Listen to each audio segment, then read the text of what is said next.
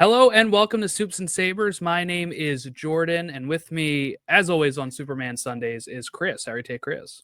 I'm doing well. We're so close to Superman that I can taste it. So give me the popcorn. I'm ready to go. And joining us for the first time on Soups and Sabers, he joined us back on Elseworlds a few times. It's Anthony Desiato from Digging For Kryptonite. How are you today, Anthony? I'm doing well, guys. Thank you for having me. This will be a lot of fun.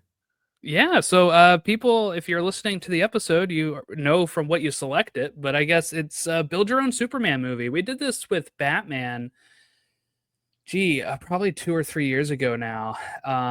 Because I feel like Batman and Superman have like the most iterations where this is kind of a fun thing to do. But to explain to the listener, we're gonna pick like our favorite. It doesn't even have to be our favorite, actually. Just picking Clarks and like Supermans and Lana's or Lois's, and kind of like building a mix from all iterations of Superman out there to have our own personalized Superman movie, kind of taking maybe the best from each world or whatever you so think. But yeah, so I guess we can just kind of get into it. But before I do, I wanted to just ask Anthony here, vibe check as we're heading into the movie. Like, I know you're trying to maybe go in with lowered expectations because of other incidents that have happened when you go see Superman movies. But how are you feeling? Like, we're recording this, almost 2 weeks out. Yeah, cautiously optimistic. I have my tickets for that July 8th advance Nice. Amazon Prime screening, and then So do I. tickets to go again that Friday with my wife. So I'll be seeing it a couple of times that first week. I'm excited. I am cautiously optimistic. Like you said, I've been burned in the past where I've gone in with expectations that I think were unreasonably high. Right. And for the most part, I feel good about what we've been seeing so far. It's always a little tough when I talk about this on my show when I see just the unbridled enthusiasm from folks, and it's great. I love that people are as excited as they are. For me, like I said, I want to keep my own self in check, and Right. I just also have this sense of like, all right, like let's just pump the brakes a little bit. It's good to be excited, but I don't know. I don't want to get ahead of myself. That's all. But I'm overall feeling good, and like I said, I'll be there twice opening week, so I'm looking forward to it. Yes, it's great. We already actually recorded our next Superman Sunday, which is our Mhm. last wishes, wish list. We wanted to get that out. We recorded it before all of the TV spots started popping up. That I was like, Yeah. let's just get this out before we start seeing too much. So that's what we did. So that'll be next week for everybody.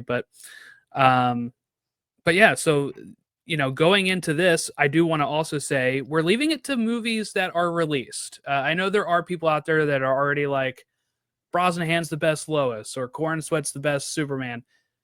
We're gonna leave it. We haven't actually seen it, so we're gonna just go ahead and go with the movies and TV shows that have been released are what we're picking from. That's fair. So hopefully, Chris, you didn't have Brosnahan already on there for you. No, but Okay. I did have the Fortress. I will admit I've seen enough. The Fortress of Solitude's already my favorite. But we we won't get off on that uh detour. Okay, so I split Clark and Superman. Technically, you can pick a different Clark actor and a different Superman actor. So I did not, but I left it for people to do that in case if they wanted to. And I guess let's just go ahead and start with our guest. Who's your Clark Kent, Anthony? Who are you taking?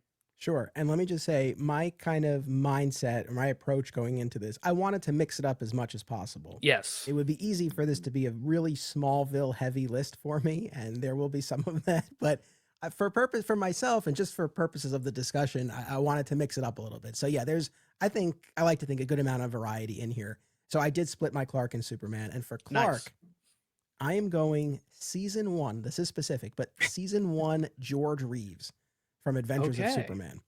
The black and white era, in my opinion, and I think most fans would agree, far and away superior to the really kid friendly color seasons. And that first season in particular, they were these like dark, noirish crime dramas.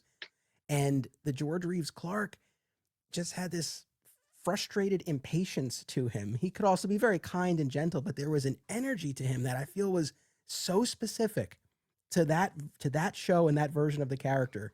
And it's been such a joy getting into that series over these past few years. So I'm going George Reeves from Adventures of Superman, specifically our season 1 black and white version. All right, I'll have to write that down so I have it for the graphic that I put up at the end of the episode. No, this is why you're on here, Anthony. I was like, there's no other. I feel like that's going to pick George Reeves. Oh man. Okay. No, that's a good pick though. Let's go ahead and I'll go last. So go ahead if you want to share who your Clark Kent is. Well, I didn't split them because I thought that would be awkward. It would be a real tough test for the movie maker. So I just went with Tyler Hoechlin. To me, he is the definitive Superman for me. Like, it's just, he's my Superman. I feel like David Cornsweet has a chance. Christopher Reeve is Christopher Reeve. You can't. But to me, Tyler Hoechlin was, God, he pulled me into Superman in a way that no other one did. And I like the idea of having a dad be Superman. I like the idea of a little bit more mature. He's seen some things. He's not really at the beginning of his Superman run. I really like the idea of Tyler Hoechlin being Superman in a movie. It'll never happen, but actually nowadays you never even know. But yeah, that's. I think he's just perfect. Yeah, no, I really like Tyler Hoechlin in the role. I felt like I grew up as a Smallville fan, so and I wasn't really watching the Arrowverse at that time until I saw like the ad for it, and then I was like, oh, I'll watch this show. Like this show's, and then I caught up on the Arrowverse later, but I was like, this show just had like that first trailer that they released had like the vibe I was looking for at the time. So I was like, this is great. And so I guess I didn't really have like I didn't really know how he was in like Supergirl or anything. I didn't know any of that going into this, and he really won me over in the end. I think it's a very good interpretation of Clark Kent. Especially like that episode where they show him meeting Lois and all those great flashbacks. That's like the best episode of the show. But you mentioned that he's never going to be a Superman in the movie, and it just kind of brought me back to when Superman Returns was coming out, and I was watching Smallville. I remember there was like fan rumors or whatever. It was like, oh, they're going to try to get Tom Welling to play Superman, and it'll like wrap up the stuff. And I was like, yes, do that. You already got the actor, do it. That would have been cool, yeah. I think we all would have liked that more. 10-season run. But then that might have been it for the show. So. Yeah. No, I like the later seasons. I like when they do like, the JSA and Booster and all that. So I really like those. Season 9's my favorite, so I can't argue with that. All right, so that is your Clark Kent. So we had no doubles so far because my Clark Kent, I went with Brandon Routh. So I just rewatched Superman Returns for the first time since maybe the home release. And I just forgot how good he is in that. Like, I actually think he is kind of underrated when it comes to his Clark Kent. I know he's portraying like the, Christopher Reeve Clark Kent with elements of that. But I really like his Clark Kent, and like I said, I didn't split them, so I actually did take Superman. And I guess we can work our way back down that way with it. But I took his Superman as well, because I just think he's kind of undervalued, underrated a bit. I'm glad he kind of came back for Crisis and was able to, kind of make up for not having, I guess, a sequel and getting to do his own thing with the role a bit. I mean, he wasn't the problem with that movie, so I like that. Yeah. No, Crisis was amazing. It still breaks my heart that that's as far as it went. Yeah. But to your point though about Tyler Hoechlin or potentially more from Brandon Routh in the future, I always feel like in success anything is possible, and we've had enough multiversal business in a lot of different areas in recent years. So the idea of a Superman version of Spider-Man No Way Home at some point in some way, I don't know, it's not beyond the realm of possibility. So maybe we'll get our wish one day. Yeah, before some of these actors are geriatric, it'd be nice. The year is 2054. and we're doing a Return to Kingdom Come. There you go. Yeah. All right, so Chris, you took Tyler Hoechlin Superman as well, right? Yeah, I didn't feel like splitting them made any sense, and I think Superman and Clark are so paired because I think Superman is Clark, and how he's raised is what he does and decides to do as Superman. So I think because his nurture is as important to anything he does, it has to be Clark and Superman are the same for me.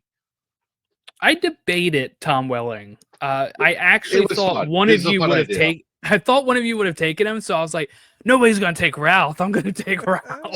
So I thought you were going to take Hecklin, so I thought about taking Welling because I was like, I love both. I can't That would have go been fun. wrong. We were all in each other's heads here, trying to figure it out. Okay, okay. So that's really curious, Anthony, on who your Superman was then. So I really looked at each of these castings in a vacuum, right? So Mhm. yeah, of course, if this were going to be an actual movie, we would have to have the same person playing both Clark Right, and Superman. So really looking at each one individually, I have to go Christopher Reeve. Classic, Yes. quintessential, right off the page. And I talked about this a lot when we went through the Reeve movies again on Digging for Kryptonite last year. I really have come around on his Clark and that mild-mannered bumbling shtick because in rewatching it, I felt like it wasn't as in your face as I think I had always thought of it and the way I think it often gets talked about. Yeah. And there are a number of instances where he's doing that to cover something else. And as the movies progress, you do see it toned down. So I came around on it a lot. Now that's all pointing to Clark though.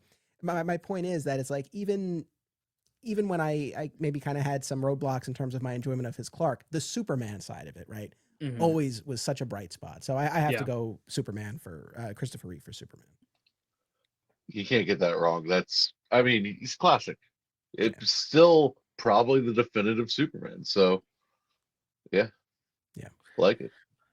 No, good pick. Also, just the that opening sequence of Superman 3. You're talking about it being so comedic. That was whiplash, man. I'd watch Superman 2 like the day before. The next day, I watched Superman 3 or whatever. I was like, okay, now I see why people don't like this movie. I did a very similar thing because I watched Superman 2. I was like, I got to watch Superman 3 because I didn't expect to like Superman 2 as much as I did. And then I'm like, what am I watching when I watch Superman 3? Like the beginning of it is just like, what is the point of any of this? Yeah, really curious to find those TV cuts though, or whatever, where they have like the different intros and title sequences or whatever. Like that sounds interesting. That does sound interesting. Okay, Anthony, how about your Lois Lane? All right, this was tough because I feel like it's always a toss-up depending on the day for me between Terry Hatcher and Erica Durance. It's really always one of those two. Now, after this new movie comes out, we might have a new contender. If there's one aspect of the movie that I'm like particularly optimistic about, it is Rachel Brosnahan as Lois. But yeah, for me, it's always Erica Durance or Terry Hatcher. So you're catching me on a day where I'm going to go with Terry Hatcher. Okay. You know, Lois and Clark was formative in my fandom. Not quite as formative as Smallville would be, but it hit at a really crucial point. And especially going back in these past couple of years and rewatching Lois and Clark and how they were able to tap into that chemistry. And it just opened up a whole other avenue for the character. Like, I don't feel like Lois and Clark gets the respect that it deserves for the territory it was able to explore in a way that you really hadn't seen to that extent before. And she was just fantastic as Lois. So I'm going to go Terry Hatcher. Good pick. Yeah, I mean, I grew up watching Lois and Clark. I don't know if I was watching it like as it was airing, but I definitely like my mom would watch it in syndication, and I'd be watching it with her.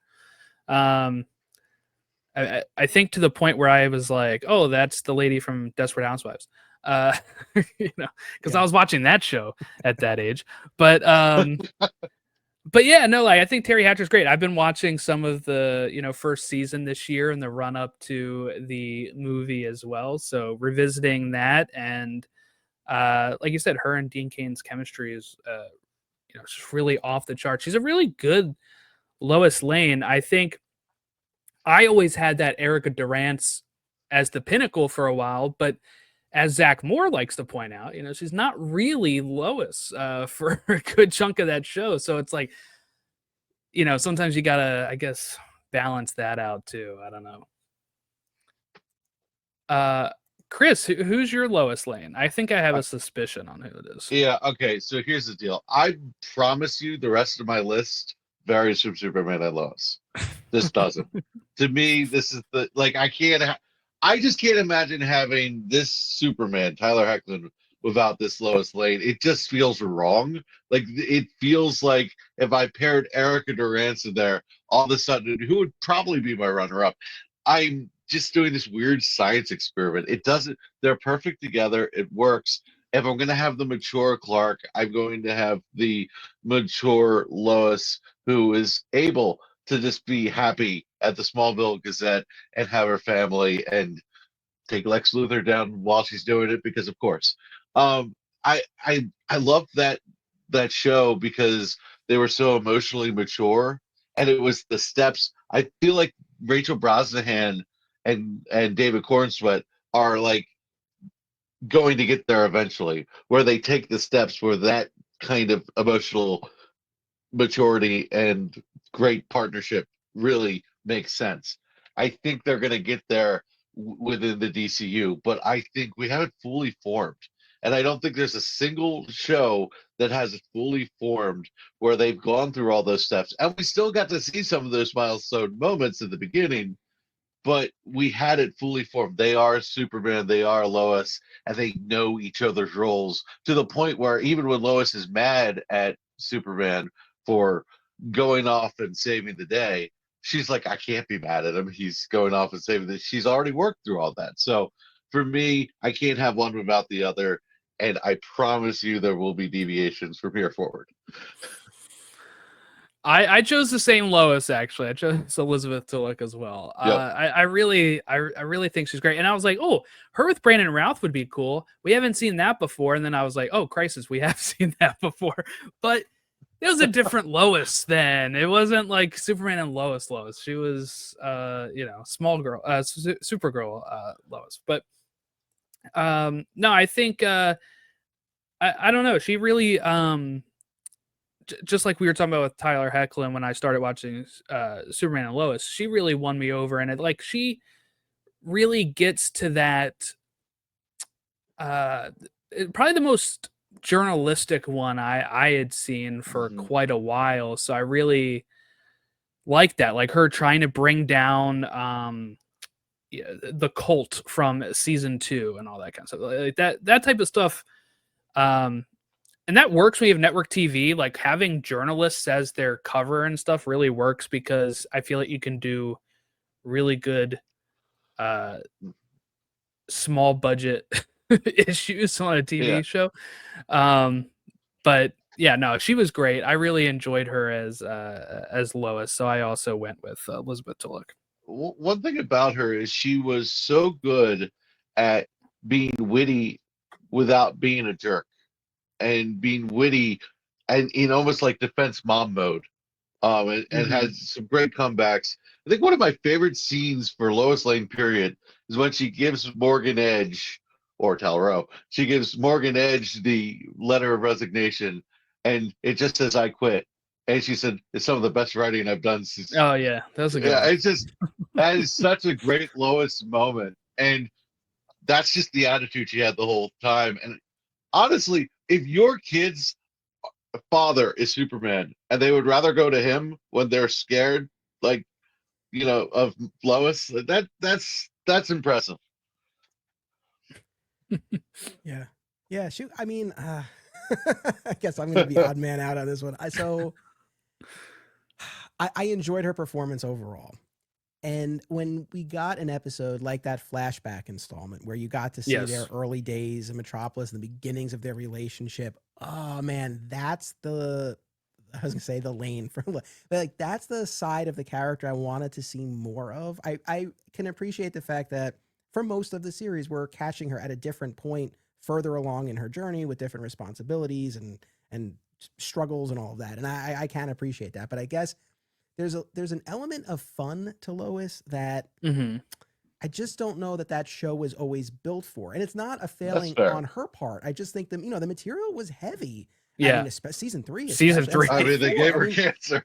yeah, I mean, her sister's in Yeah. a cult in the second season, the cancer storyline. Her Right, husband's yeah. dead in the fourth. I mean, like it just wasn't really built for that. So it's not really a knock on her per se. And then her It's dad just, dies. yeah, Oh but it's my like goodness. that flashback episode in season 1, especially there's that scene where she and Clark are working late at the planet and she's sitting on the desk. There's this Yes. little move that she does, and I was like, "Whoa!" Like the energy there was amazing. I just wanted more of it. That's all. So that's why she's Yeah. not quite as high as the other two that I mentioned, but a fantastic performance for sure. I All like the right. way you say that because I kind of get what you're saying. Like, Yeah. I just think they knew she was a powerhouse, and they're just like, go for it. But The yeah, other that issue makes sense. too is probably, she's a lot of her storylines, while she also is investigating stuff, a lot of her storylines are about being a mom too. So it's like a totally different Lois than we're usually used to.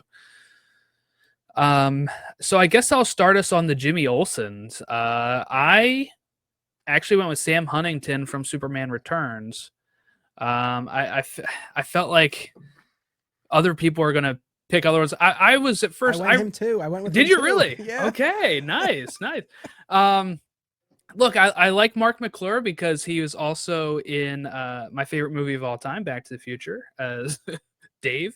So that is, he's great, but he doesn't get a lot to do in that. And they give Sam a little bit more to do in Returns.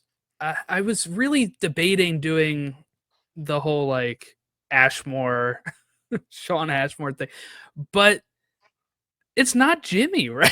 So I kind of had to, he's only Jimmy in the flash forward at the end of the show. So I don't know. I didn't really want to pull that. So I went with Sam Huntington. I think he was a good Jimmy Olsen in that movie.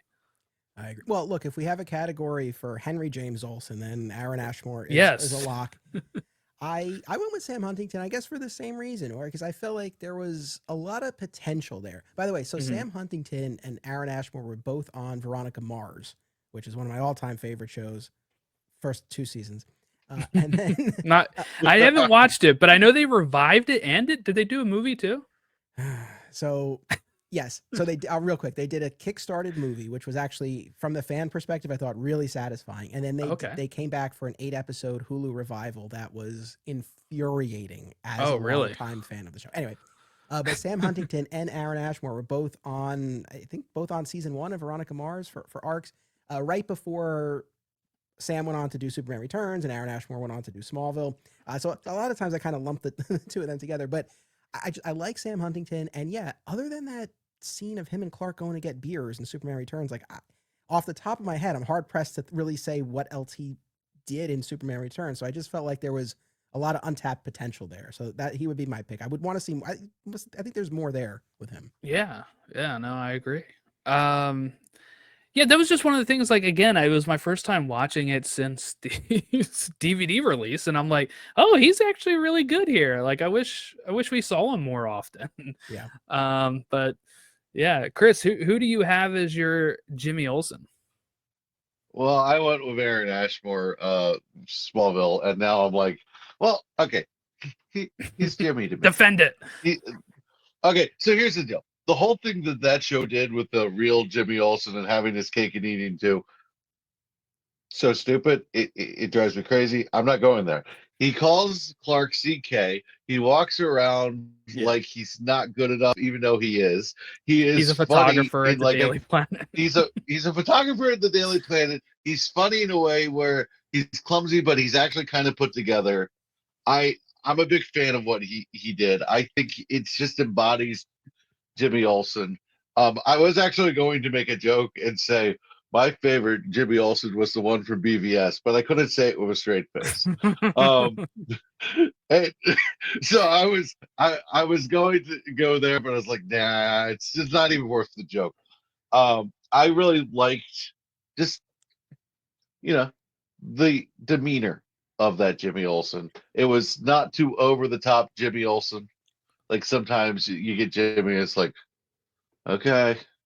But it's endearing. And I think what he did for Chloe in that show making her less annoying in a time where she was getting annoying. Great. Fantastic. Yeah, he was. Look, I co-sign on your pick because, for all intents and purposes, regardless of the nonsense they pulled at the end of season 8, they were writing Jimmy Olsen for those 3 Yeah. seasons, and Aaron Ashmore was playing Jimmy Olsen for those 3 seasons. So I think that's fair. Yeah, it's funny. I mean, you mentioned Chloe. My only complaint about Smallville, other than the Henry James piece, is that he was saddled with Chloe for so much of it. But it is it's what it is. See, I like that. I like that dynamic because I always kind of liked Chloe, but she would annoy me after a while. Like I thought she was a short dosage character, and like when she was with him, I felt less bad for her, and like it was like, oh, cool, she gets to be happy, you know. Yeah. So Well, if you want to take instead of Michael just being useful, Cassidy, you can still take him as Grant Gabriel if you want. oh God. Yeah, that's an automatic. That's a category that one pick only. All right. So let's go to I guess Anthony, start us with your Perry White. All right. I was torn here because the real answer, my all-time favorite, is Lane Smith from Lois and Clark. I can't deny that. However, in the interest of mixing it up, and so far, I don't know if I'll be able to keep this up as we move forward, but so far, each of my picks has been from a different iteration. So in the interest of that, I'm going to go Lawrence Fishburne from Man of Steel and BVS because I thought he was great. And that's another instance where I would have loved to have seen more of him and see what else he could do with the character. I talk about Perry a lot. Perry's tricky because I feel like it's easy to just fall into that kind of one-note, gruff, skeptical editor. And largely, I feel like that's what we got with him. But there was at least a little nuance there. And the sweet spot for me is always the Lane Smith version from Lois and Clark, where he's much more of a paternal figure. But yeah, no, I thought the Snyderverse version, I really dug that casting, and I would want to see more. So I'm going Lawrence Fishburne. Yeah, no, I think Lawrence Fishburne did a good job. I was actually just rewatched Man of Steel this weekend, and it was I think he's one of the highlights of the Daily Planet staff for sure, because like we don't get to see a lot of them except for Perry really and Lois, but he really, I don't know. It was like one of those castings I feel like that nobody was upset about when he was cast. Like everyone's like, oh yeah, Barry White, like that makes sense. And I think he did a really good job in it when he was with the limited screen time he had. I think he did a good job.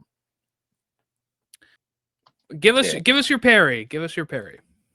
All right, so it's Lawrence Fishburne, and I was kind of hoping to be the only one to do it. Like I was like, this is my Man of Steel representation. I don't have a lot of it. I wanted that, and I'm glad it's not a draft because Lawrence Fishburne to me is the perfect Perry White. He's serious, but there's some heart there. He's kind of funny. Water is wet. It's like he's got gravitas to him, but he's not too over encompassing. I think he's perfect, and I think he's setting up what Wendell Pierce is going to do in this movie. I think that is kind of a continuation of the same idea. Yeah, I agree. This is not a performance thing. I'll still never get over. I love, you guys know I'm a big fan of the Snyder movies, but I'll still never get why in BVS he was so concerned with Clark reporting on sports and not this like really gripping bat vigilante story. But I always took it as it's really compartmentalized. He has people for that. He has people for sports, and if he doesn't do the sports, who's doing the sports? That's how I took it. Lombard, where was he at? Yeah, Lombard. Well, they did. They had him in the first one. They had him in Man of Steel. I'm going to say this as nicely as I can. Zack Snyder has only read The Dark Knight Returns. So, come on, man. He wasn't putting Steve Lombard in that movie.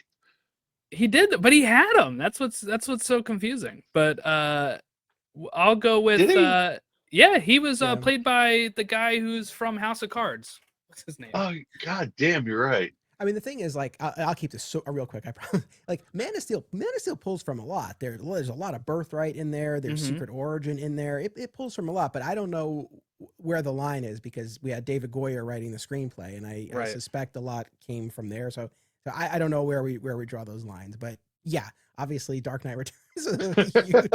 That's the go-to. I know that he'll always cite as an influence, but yeah, there were definitely other comic pulls, regardless of where they came from. It just I went feels with like a heavy saturation of Dark Knight Returns. Lane Smith. He is, I think, one of the biggest highlights of Lois and Clark when I'm watching that. Especially the weird. I'm keeping the Elvis stuff too in this movie of mine. He's still obsessed with Elvis in my movie here because I think it's a I very like that. interesting character beat. But no, I thought he was just a very interesting version of it. I think he's very close to the Donner films version of Perry, but just like a little bit more quirky that it works. And I think that is what made him kind of a standout for me when I'm watching Lois and Clark. Yeah, he was fantastic. Yeah, I mean, absolutely. For all it, it kind of breaks my heart that we haven't had more Perrys in that model. Mhm. Yeah. Right? Because I do feel like it really just opens things up. And it's not that maybe he doesn't need to be quite as paternal, but especially if you're asking the audience to invest week to week, I really, and I say this as someone who has spent a lot of time with Adventures of Superman, the George Reeves series, and that John Hamilton, iconic presentation of Perry White, but that's just gruff, frustrated, impatient editor week after week after week, constantly yelling at everybody, particularly Jimmy. And it's like, I don't know, after a while, I don't know, get so much out of it. So yeah, Right, Lane Smith, that version of Perry, so good. Where do we land on the Michael McKean Perry White? Oh, I was a big fan of him. I mean, I think the only thing there is with a lot of Smallville, right? You're dealing with the earlier iteration. I guess when he comes back deep into the series, you're closer. I think if we had seen more with him, he would definitely be a contender. I liked him a lot. It's just that he wasn't quite like all the way there yet by design. Yeah, Michael McKean's one of my favorite actors. Yeah, he's in Clue, which is one of my favorite movies, and then Better Call Saul. He's fantastic in that. So I really enjoyed him in Smallville, but I know Chris is not a big fan of that Perry White. He says hashtag not my Perry White. It is not. And it is not. It is definitively not. It annoys me. It's like nails on a chalkboard. It just did not work for me. The later season Perry White did redeem him some. That episode, though, where you first meet him, I'm just like, I paused it. I was like, no, this is Perry White. Are you kidding me? No. And I think it's because I had that paternal one from Lois and Clark in my mind. I think it's because my frame of reference was Lawrence Fishburne. I don't. I was just like, I cannot see this guy as Perry White. This guy can't be a serious editor of the Daily Planet. And it just doesn't make sense to me. I just no. But when you get to the end of his first episode in season 3 and he gives Clark a little advice and he's like, I owe you one, look me up. Walking in Memphis is playing. Oh, it gets so good. It is a redeeming quality annoyance. It just didn't work for me, man. Fair enough. I get it. And I got to be consistent with this because I've said his later season iteration is better, but it's still not my thing. Okay, well, we'll move on to Lex Luthor. Curious, anybody not take Michael Rosenbaum? Nope. There's no chance it was anybody, but yeah. I did not think about this one. I did not pass go. I did not collect $200. Same. No, yeah, I wrote Michael Rosenbaum as well. I think he is just. It is, especially now, like after listening to Talkville and knowing what he's like as a person, knowing how he just was able to act as Lex Luthor, like, because he's like this goofy guy that's making like crude humor jokes on the podcast, and then you watch Smallville and you're like, oh my god, he's like fantastic. But like, this was the Lex I grew up with, right? Like, this is Smallville was that show for me, and I got to give bonus points that he's bald. we have a real issue, I feel like, with Lex's not being bald on screen a lot of the times. And he's not like campy. Like, I can't give it to John Cryer because I think he's a little too over the top when it comes to Lex. I do like it though. I like John Cryer. There's no way in hell I could put him above Rosenbaum, but I really like John Cryer. Like I love that scene in Crisis where it's like he manifests and it's just like you, and it's just he's so cocky. There's a Lex Lutherness that is God. You want to punch him in the face, and John Cryer is the most want to punch him in the face Lex. So I will give him that. Cryer, the thing with Cryer, I think he was perfect for the Arrowverse and the role that they needed him for. And he was better than he had any right to be. So I always bump him up a little bit because I'm like, my expectations were so low. And I'm like, well, he was actually good.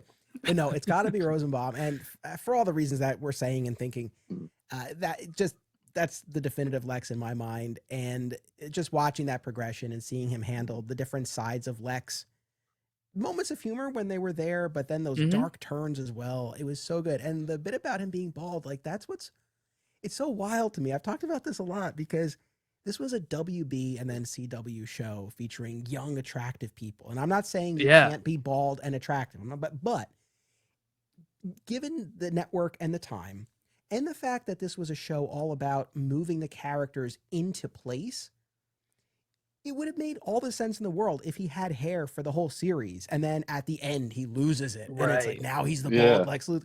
But they made him bald. When he loses his memories, he loses his hair. Yeah, all his hair. Yeah. All of his memories were in his hair. And then once they went but like they went with that from the jump. And the last thing, I'll echo what you said about Talkville and seeing the actual portrayer. And it's like, wow, that was really a performance. And it's all the more impressive, as is said all the time on Talkville and as is really clear when you listen to Talkville, no idea what was going on in that show other than the scenes he was in. Like, not a clue about the larger Superman mythology, about the larger Smallville mythology, about the rest of the episode that he was in. But isn't that amazing though? Because he also played the Flash. Like, you think you pick up this stuff with osmosis, but nope. Nope. And Clark, Tom Welling always said he only wanted to know what Clark would know at the time, so he didn't want to jump ahead. So they really did just live in the moment on that show. Yeah.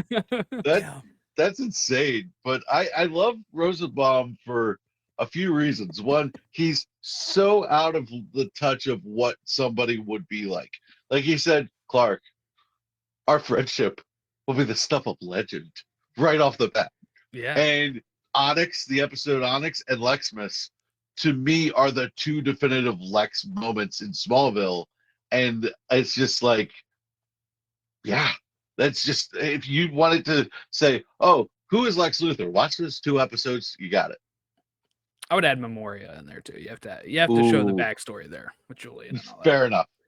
Fair enough on that one. Before he's a clone and all that kind of stuff. Oh God, Smallville did some things, didn't they? I was watching it recently when we were doing our season 10 watch through, and my wife comes down. She watched it with me the whole 2021 when I was doing my rewatch. She got into it, but when she's like overhearing stuff, she's like, that show kind of went off the rails a bit. I was like, yeah, it did. It did some things. All right, great. So that's all of our Lex Luthor. Let's go ahead and go to Ma Kent. And we'll have Anthony kick us off because I started off with the Lex. So who's your Ma Kent? See, this is getting hard now because, like I said, I'm looking at all of them in a vacuum, but it's really hard to not pick a Jonathan and Martha as a together. Pair. But I'm going to hold true to what I've been doing and really look at them just individually. And this one really, this is kind of a toss-up for me, and now I'm starting to dip back into other iterations that I've already cited, but I'm going to go Kay Callan from Lois and Clark. All right. Annette O'Toole was like right behind her, but I think with the Lois and Clark version, that Martha was quirkier.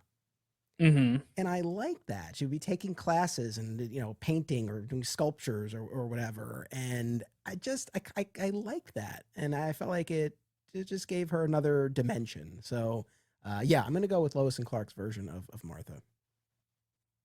Awesome. Yeah, that's different. Chris, who'd you go with Ma Kent for? I can't pick against Annette O'Toole. It's not possible. That it's not possible for me. I like the idea of a Ma and Pa Kent who aren't super old. I like the idea of them being kind of the because Clark, is in high school in 2000. I was in high school in like 2005. So like the idea of his parents being like these old grandparents never made sense to me. I I like the idea of them being like parent age, not grandparent age. So Annette O'Toole is first off a great actress, and I think back at some of the big moments in that show, a lot of it was just her being a rock of a character, and I feel like so many characters changed throughout that show, and she was like so steadily just like they had some drama with Jonathan with the whole Lionel stuff, but I feel like Martha was just true north for that show. I mean, she became the And Red Queen at one point too. So I mean, she kind of. well, okay, the show went off the freaking rails, but like seasons I one get you. through, I get for most of the run. yeah, For most yeah. of the run. But even that, see, they made it story wise make somewhat Yeah, sense yeah. for her. Like so, and she got in way over her head. But yeah, it can't be anybody else. I It's not went with possible. Annette O'Toole as well. And it was like I did pick Alana just in case, but and when I did, I was like, can I do like young Annette O'Toole and then like older Annette O'Toole as Ma Kent? And I was like, that makes Clark seem like he has some weird feelings for his mom. So I It is nixed weird. that. I Yeah. nixed that. Okay. But no, I went with Annette O'Toole just because she's my Martha. Like I said, I was in high school watching this show, and those lessons her and Pa Kent would give, her and Jonathan would give, was kind of what made the show like wholesome. And it does kind of lose that, even though I do like the later seasons still. Like it kind of loses that when they both end up leaving, right? Like she sticks around for a couple years after Jonathan dies, but they didn't really know what to do with her at that point, and she would kind of just pop in because she ended up going back home, I think, right? Like she didn't live in Vancouver anymore. So there was some stuff there that they had to deal with. But overall, I think she was just a great Martha. And like you said, how can you go against her? Well, Anthony did, but how else I can did, you? yeah. Yeah, how can you go against her? No, Annette O'Toole. I mean, all-star pick. I would not dispute that. And for my Pa, I no shock here. I went for John Snyder. I couldn't break up the duo. He may have said some controversial things recently, but John Snyder is I used to watch Dukes of Hazzard. Like that's how I actually when the show would be on ABC Family, and that's kind of when I started watching it. It would be, I think, Dukes at like 6 and Smallville at 7 is kind of like what it basically be like the John Snyder powered 2 hours right there, and that's what I would watch with my parents, and it was great. And yeah, I really enjoyed his Pa Kent. Chris, who did you go with? It's going to surprise you, but I went with Kevin Costner here. Okay. And so here's the thing with Kevin Costner. Do I hate him putting his hand out and saying, no, don't use your powers? Hate that moment. I'm blaming the writing. I'm not blaming the No, the actor's actor. good. Yeah, he was good. Kevin Costner for Henry Cavill's Superman really hit home for me. And I think he had the perfect amount of paranoia and love in a like perfect balance for Clark.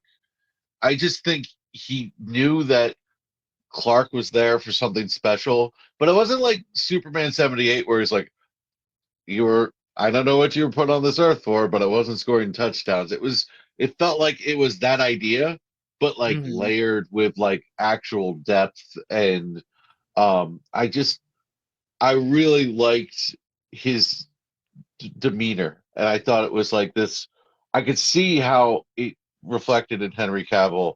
And that was the most I felt connected to Clark in Man of Steel and Batman versus Superman was when he was talking to his dad. And when you have the younger scenes, and what should I have done? You know, and he doesn't know. He's like, well, maybe like that. I thought that was powerful. I like the actor so much. Kevin Costner, to me, I always wanted to pick John Schneider because like, how do you break him up? But that level of acting for Pa Kent, I cannot turn down. Well, I think Kevin Costner also, like, if I look at your movie here, I think he fits in really well with the Ned O'Toole, and I think he also fits in well with a Tyler Hoechlin. Like, I feel like that would be Yes, a pretty, Yeah. like, I think he fits right in there. So, good pick. Yeah, that is a great pick. I did go with John Schneider.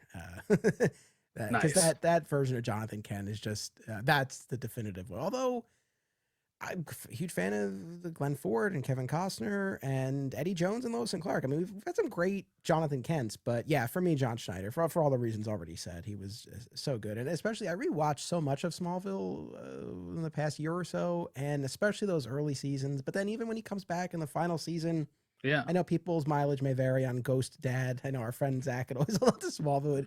I don't know that was his favorite thing in the world, but He wouldn't have his podcast name without it, right? there's that. And I feel It's like, true. with season 10, look, it was a little kind of all over the place, but Yeah. some of my standout moments from the season and the series are those heart to hearts with the ghostly vision of his dad. So it just felt like a huge, like the heart of the show came back when he did. But yeah, even just going back to those early seasons, those moments, yeah, so good. Only thing that kind of bothered me about season 10, Jonathan, is that they didn't have John Schneider cut his hair. So he's just got like this random long hair. Yeah. But whatever, right? Like it's probably like a couple days shooting. He didn't have why make him cut it? But I chalked it up to jealousy of Lionel after he was gone. So yeah, he was watching Lionel make moves on Martha, Yeah, and he's like, I exactly. gotta grow out my ghost hair. It's exactly what that was. Okay. Does anybody if I was going to pick Alana Lang, I did pick Emmanuel Shrieky from Superman and Lois. Does anybody else want to pick Alana? If they're She's my having her? Lana. She's my yours too, Lana. okay. And I like the idea of Lana and Lois ending up being friends. And I love the friendship between Clark and Lana stayed strong. In a way it very easily could not have. And so yeah, she's my favorite Lana, but it just wasn't gonna be Kristen Crooks. So I mean, she nails on a chalkboard, annoying. I'm sorry. The Smallville. I will never. I will never forgive that show for putting Clark through that much pain for a woman that didn't always care. It's like that's where they kind of went off the rails at Yeah. times. Like she gets infused with kryptonite in her blood or whatever. That's kind of wild. Well, they made so they're like Lana's gonna be a badass. Like the woman who's in the hospital 5,000 times. Rant over. Okay, Anthony, do you want to pick Alana? Yeah, this is putting me in a very tough spot because I feel like we've had some great Lanas, and I had such a crush on Kristen Krug watching that show, so she will always occupy a very special place in my heart as a freshman in high school watching that show like that. Right. That was very formative. At the same time, then Superman and Lois goes and they cast Sloane from Entourage, and they give us this amazing, mature version of Lana, who actually, like you said, actually has a friendship with Lois and a mature friendship with Clark that feels so believable. Ned O'Toole in Superman 3, it's like it. But I'm gonna maybe shock you guys. I think I have to go with Stacey Hyduke from the Superboy TV series. And especially if we're going with like the comic book spirit brought to screen, I think it's her. She was great. And she was the one constant across 4 seasons, 100 episodes, 2 different Superboy actors, huge shifts in tone and setting. She was the one constant. She was a redhead. She was great. I mean, I think she was, there was good stuff in that show overall, but she was a huge bright spot. I'm actually going to go with her for this. This is why you're here. Yeah, exactly. That's a pull that we would have even thought of. and it's a good pull. So that's why you're here. I watched all 100 episodes, guys. And that's gonna be tough for her too, because like you said, she had to change lead actors at a certain point. Yeah. So okay, let's get to our sets here. How about the Daily Planet set, Anthony?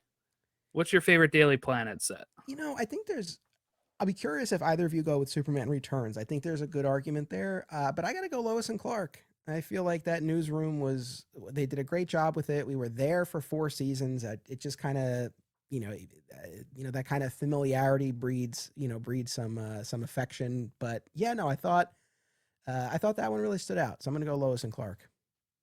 Nice. Chris, what Daily Planet set did you take? I'm going to go with Christopher Reeve and Margot Kidder's 1978 Daily Planet. I think they did a really good job, especially, just watching the movement and the frantic pace and the things going on.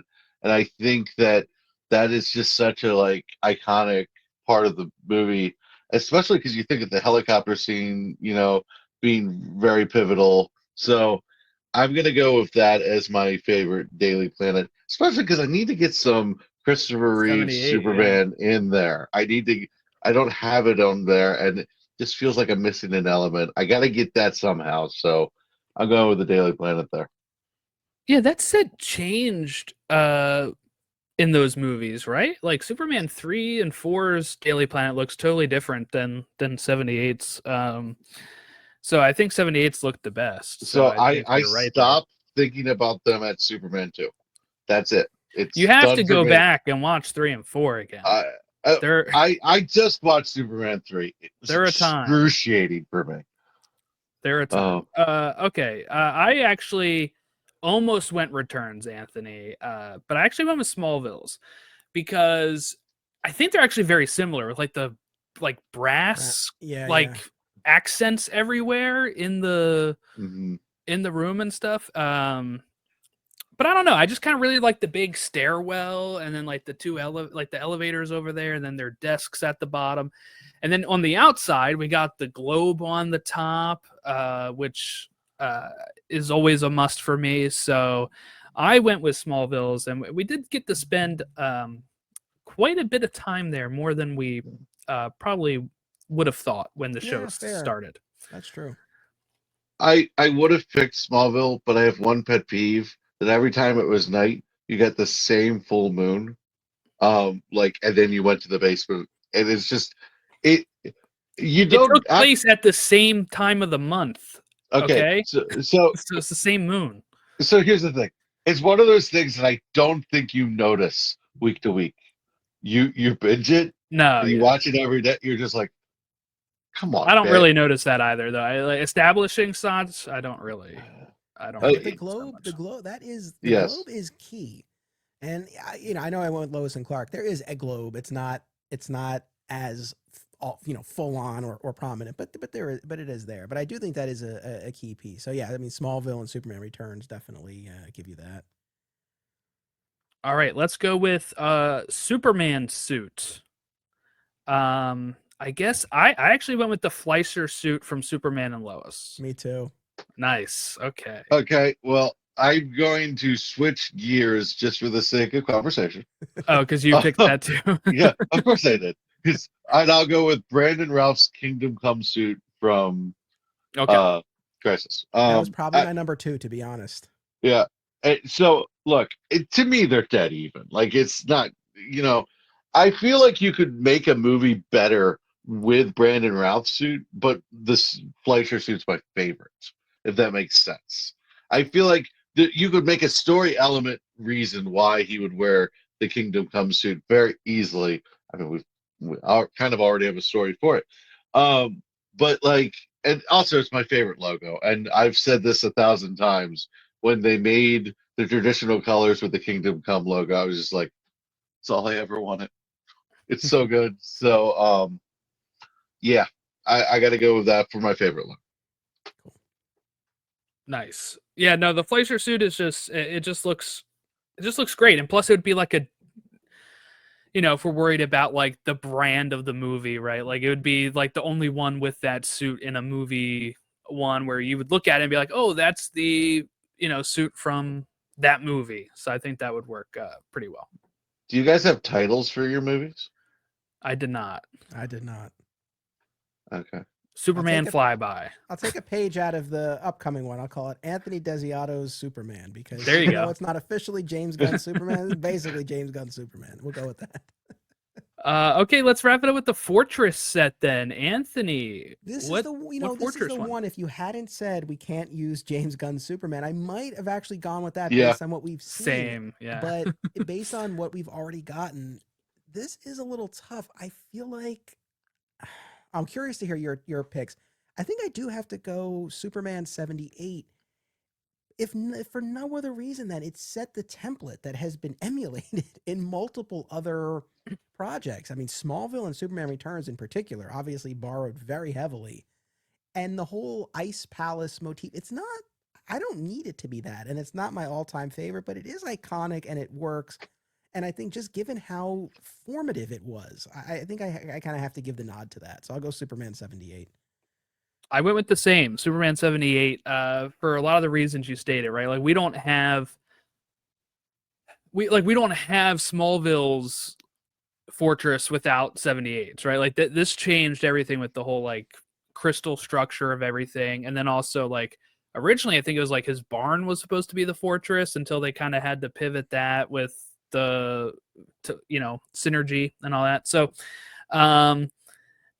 but yeah, I also think the set for that looks like a little larger than like Smallville's, where it looks like really just that one little spot in Smallville's, and except for when they like fly. I know like Lorenzo, who listens, will point out they do fly in the 100th episode and show different parts, but like most of our time with that set is that one little spot where he talks to Jor-El. So I think the movie 78 and Superman 2 as well, which was filmed at the same time, has like a lot more to it in that regard.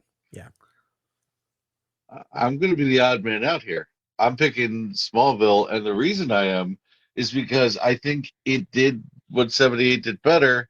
And okay, so the thing that kills me about the Christopher Reeve Fortress is it's so busy. It's like, where do you do anything? It's like just a bunch of like ice hills, and it just seems busy to me. Whereas the Smallville one is the same concept, but it seems more functional. Well, you just do everything right in that one spot at Smallville. So okay, yeah, I guess. I will say, to echo what Anthony said, I feel like we've seen enough of the James Gunn Fortress. Like it turns. You got the sunbeams. You got the robots. I'm just like, yeah, that's my fortress already. But I'll go with Smallville. All right. Right on. Nice. All right. So let me just read these out here, and I'll put for the visual listener, well, the visual watcher, not listener. I'm going to put the picture version of this up there as well. But I went with Clark Kent, Superman, Brandon Routh, Bitsy Tulloch from Superman Lois for Lois Lane, Sam Huntington, Jimmy Olsen, Lane Smith, Perry White, Michael Rosenbaum, Lex Luthor, Emmanuel Shrieky, Lana Lang, Annette O'Toole, and John Schneider are my mom and pa. I went with the Smallville Daily Planet set, the Fleischer suit for Superman suit, and the 78 Fortress set. That's actually my only 78 Donner film representative, so I felt like I had to do that as well. Anthony went with George Reeves' Clark Kent from season 1 specifically, Christopher Reeves Superman, Terry Hatcher Lois Lane, Sam Huntington Jimmy Olsen, Lawrence Fishburne Perry White, Michael Rosenbaum Lex, the Lois and Clark Ma Kent, and then John Snyder Pa Kent, Lana Lang Stacy Hajduk, and then we had the Lois and Clark Daily Planet set, the Fleischer suit for the suit, and Superman 78 Fortress.